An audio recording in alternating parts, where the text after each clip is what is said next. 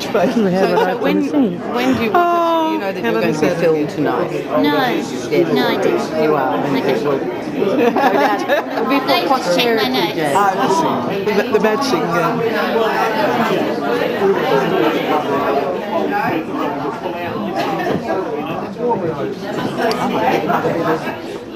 Yes, interesting.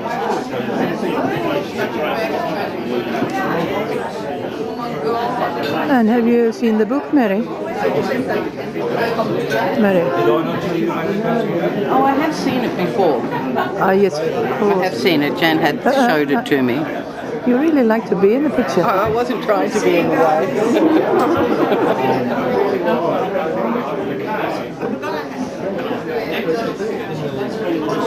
It's a bit rude to agree to launch a book and then bring up on.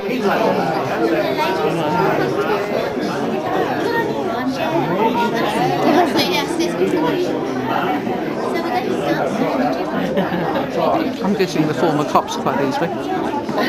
Yeah, it's not difficult, is it? Well, I'm glad Deborah came. That's good. Being haunted. The lights have gone down. Thank you for hearing that.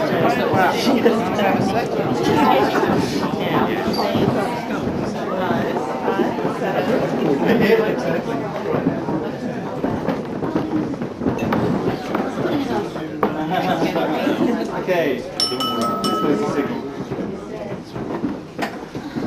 Thank you very much. Everybody hear me? Yes, good, and we're all seated. Thank you very much. My name is Stuart Campbell. I'm a Pro Vice Chancellor at the University of Western Sydney.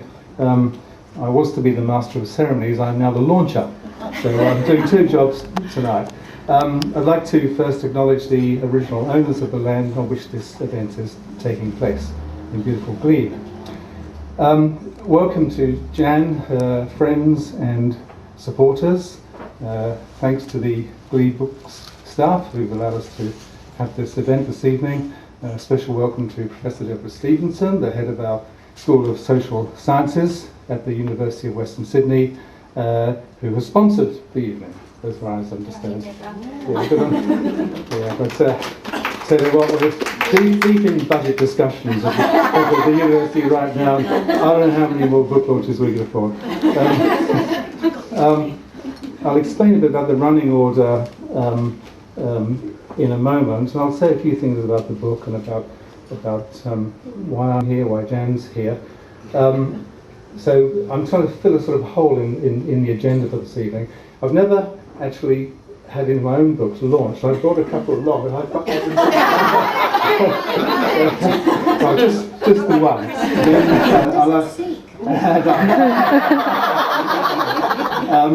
We'll then ask Jan to tell us something about herself, about the book, about the journey that led her to produce this very substantial piece of work.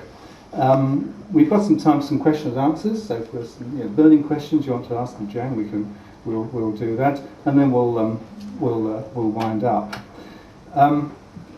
It's a quite extraordinary coincidence, actually. I must just mention, I could talk about myself all evening, but I'm just going to say one or two things. Jan and I hadn't met until recently at a barbecue at the university for Indigenous students.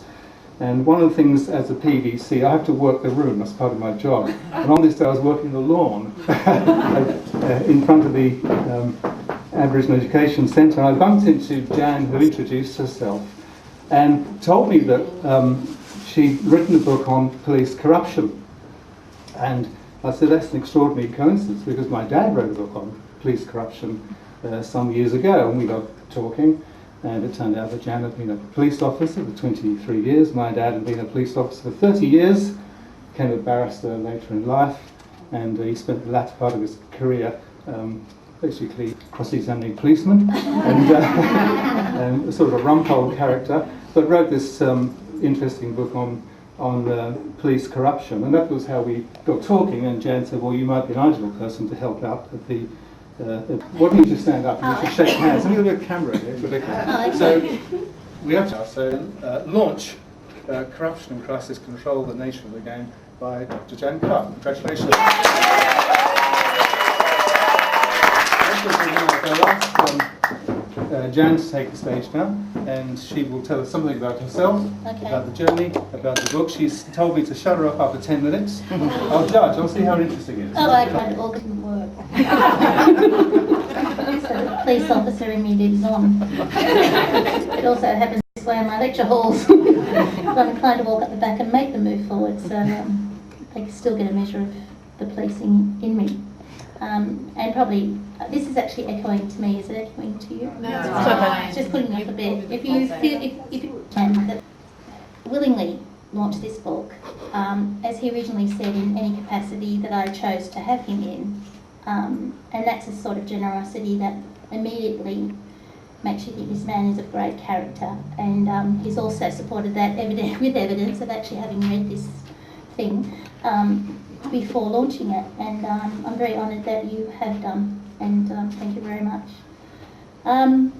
Deborah Stevenson's my current head of school, and she's come tonight, and academic staff are busy, and I'm honoured that you came.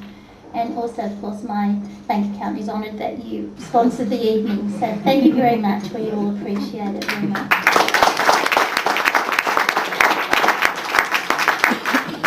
I also do actually have family here, friends, colleagues, police officers, and people who I admire, who actually know nothing about this but read it in the Gleaner and chose to turn up, which I think is brave, and thank you for coming, all of you.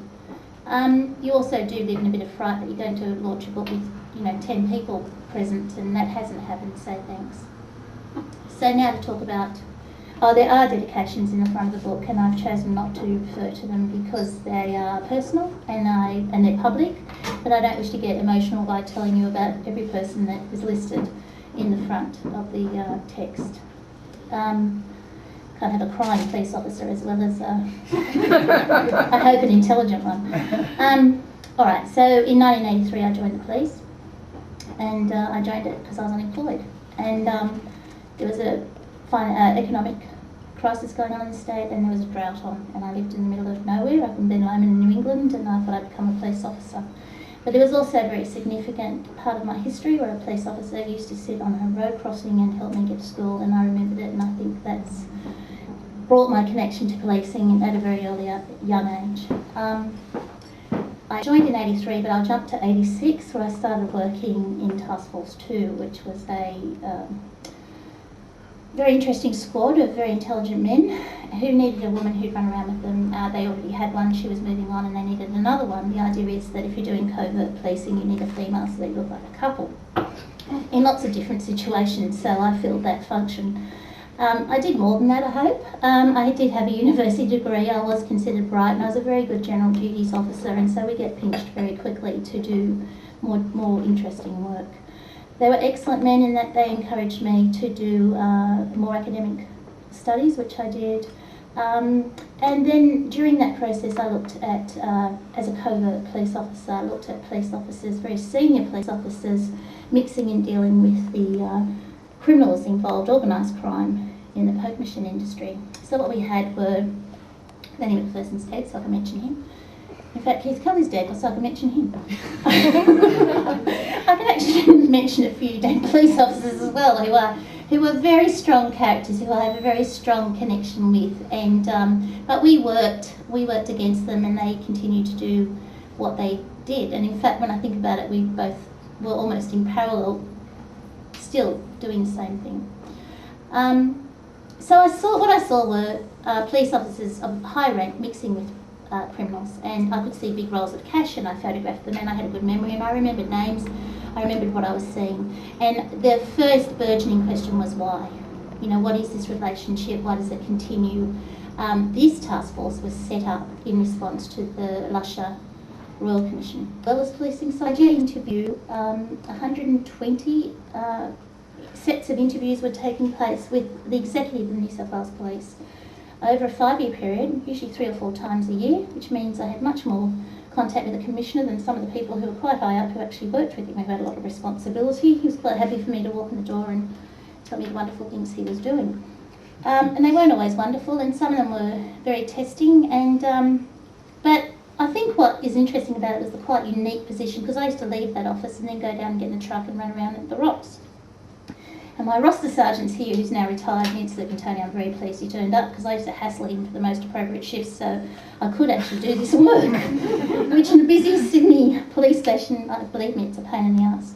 Also, this location of someone wanting to do a PhD on an existing problem, which was the post-Royal Commission, like how did we implement change in response to the 184 recommendations that Wood handed down, was a big question. The question also was, how was I going to change the New South Wales Police Department to be a better place, which was carefully explained to me by a consultant psychiatrist as a rather neurotic venture.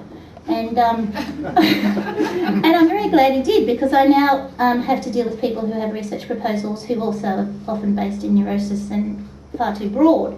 But all of us have connections with emotional workplaces or family or issues. We all have those, and I definitely had mine, and I wanted to understand this police family that I was located in. The first one is with 5 component parts, and that is that I do need police. I tell them to do something, they do it. And so we do need a command and control structure, absolutely. It has to be in place for urgent operational matters. It does not have to be in place for police officers who have problems of drinking, gambling, supplying drugs or use.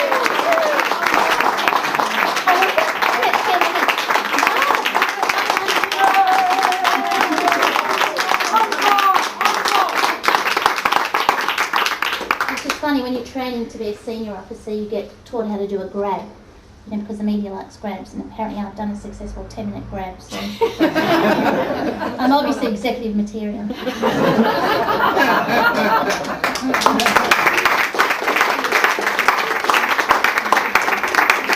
Jan, you're now prepared to take questions and comments. Yes, and you still have to be careful, because we'll, you know, particularly if I think a question's important, I'll repeat the answer and repeat it.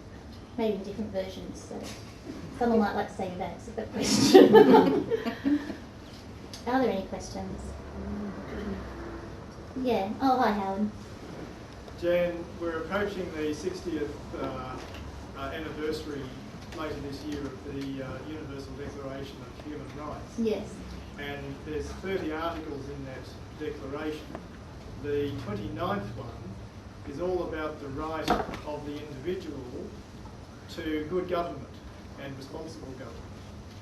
Now, the prescriptive work that you've published, both in your PhD thesis and in your book that we're celebrating today, can't help but go some distance, some significant distance, to celebrate that right that the citizen has to responsible, accountable and good quality government.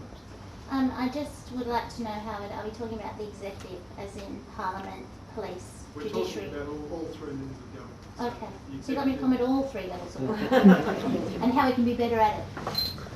I always like to start from the bottom and work my way up, occupationally as well, apparently. Sorry.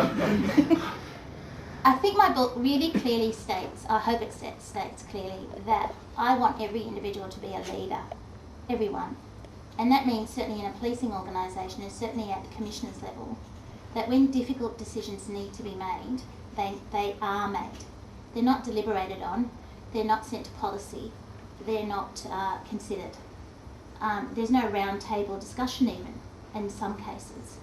And what inevitably happens is, in policing particularly, and I'm certain in politics, is that someone has seen you in a compromised position, and I don't mean sexually, I mean in terms of gaining something, whether that be a promotion, whether it be a free book, whether it be anything. And once that behaviour is observed, then you're in the position of making a difficult decision in the future. Now that means all of us face that difficulty, because we're not perfect people. But for me, the core of it at any level of the executive, what I call the executive, is responsible leadership, responsible decision making. But if you have a senior police officer say, in the past, I've done something difficult. And by the way, it just meant it's more complex. I think police actually have to make unethical decisions as executive leaders at times. They don't need to be made public at all, but they can be unethical for a reason. It's the hidden nature of it And it's the onus that you owe others that then stops responsible government, responsible decision making.